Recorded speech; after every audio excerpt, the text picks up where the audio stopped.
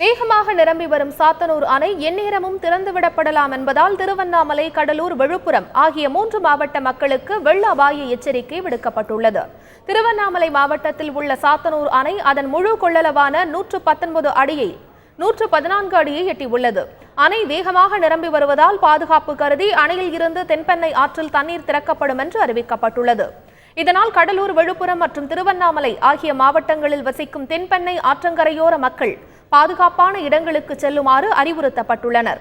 திருவண்ணாமலை மாவட்டத்தில் 9 கிராமங்களுக்கு வெள்ள அபாய எச்சரிக்கை விடுக்கப்பட்டுள்ளதாக அந்த மாவட்ட ஆட்சியர் ஞானசேகரன் தெரிவித்துள்ளார். 114 அடியை எட்டியதுனால இந்த காலம் பொதுமக்களுக்கு ஃப்ளட் வார்னிங் கொடுத்துட்டோம். அந்த தென்பெண்ணையார் திருவண்ணாமலை மாவட்டத்தில் தென்பெண்ணையார் 9 கிராமங்களுக்கு ஃபுல்லாக டாம் மற்றும் டிவி மூலியமாக ஃப்ளட் வார்னிங் கொடுத்து